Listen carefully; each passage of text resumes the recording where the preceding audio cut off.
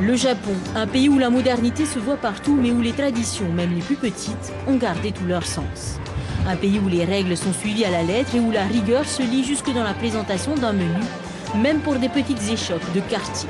Dans ce pays où les codes sont aussi rectilignes que les immeubles, un homme a voulu apporter un peu de courbe et de douceur à la polynésienne. Son rêve, développer le Ori-Teiti sur la terre nippone.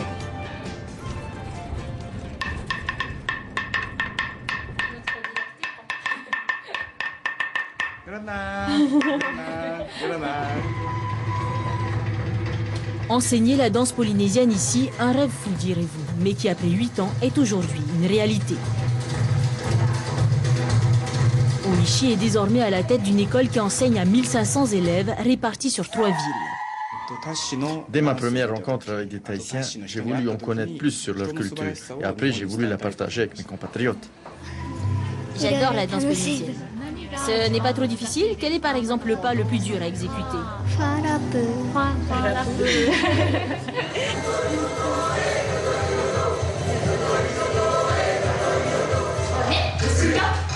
Jeune professeur passionné, Kyoko est venu plusieurs fois en Polynésie pour parfaire son Ori-Teiti. La danse tahitienne lui permet de s'évader du carcan traditionnel de la culture japonaise.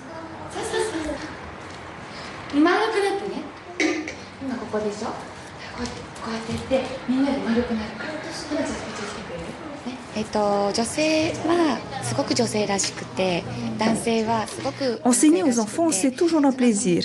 Ils apprennent rapidement et sont très motivés. De plus, il y a cet aspect de la danse tahitienne qui fait que les femmes sont très féminines et les hommes très virils.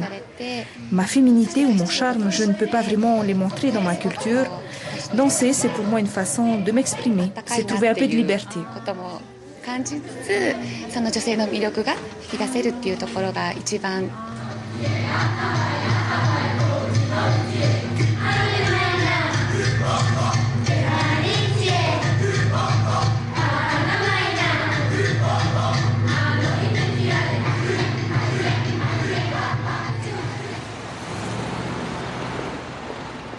Et pour apporter un bon niveau d'enseignement, l'école de Oishi s'est rapprochée d'une école de danse de Tahiti, Tamariki Puirani de Macao Foster. D'ailleurs, c'est Tahaki, le fils de Macao, qui enseigne aujourd'hui la danse aux hommes inscrits dans l'école.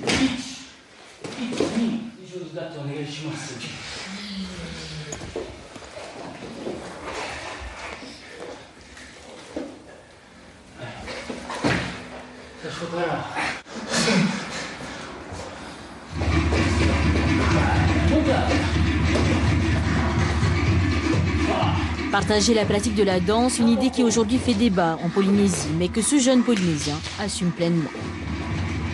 Pour ici, comme ils ont déjà la discipline et la façon de travailler très stricte, alors pour apprendre une chose ou apprendre un métier, c'était très facile, très facile. Ça enrichit ma culture et puis c'est pour démontrer à mes propres amis, mes propres proches, mes Tahitiens, qu'il n'y a pas que Tahiti, il y a dans le monde.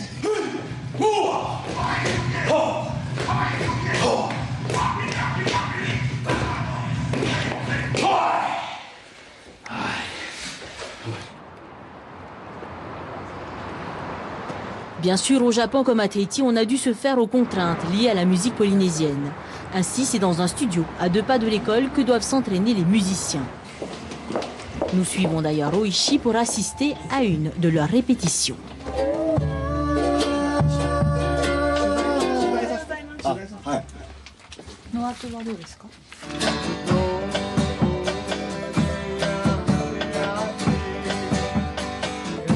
Ukulélé, pahou et guitare. Cela ne fait que quelques jours que le groupe s'entraîne sur cette nouvelle chanson et s'en sort plutôt pas mal. Ces musiciens sont aussi comptables, secrétaires ou encore assistants au sein de l'école de danse.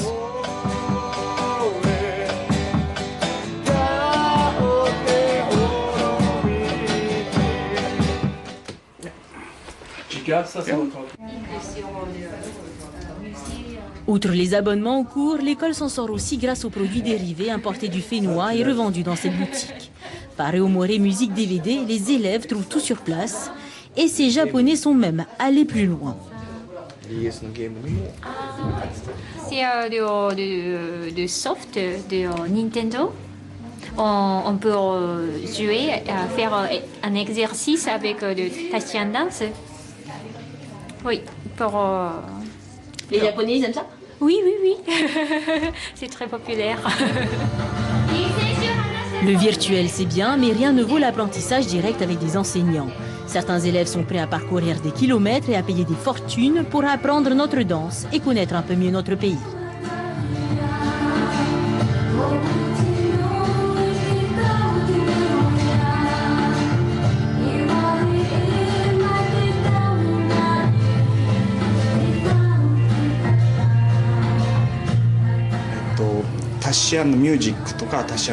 La danse tahitienne, c'est un cadeau pour mon peuple. Vous savez, grâce à elle, nous voyons chaque jour la transformation de nos élèves. Notre culture pousse les Japonais à être enfermés, timides. Et grâce à la danse, ils s'ouvrent peu à peu. Les sourires fleurissent et tous prennent plus d'assurance. Mettre le sourire aux lèvres et ouvrir les esprits grâce à la danse. Une idée louable, non? En tout cas, le rêve d'Oishi s'est aujourd'hui développé dans tout le Japon, où près de 300 000 personnes pratiquent le Hori Teiti. Un potentiel touristique et économique aux portes du Pacifique.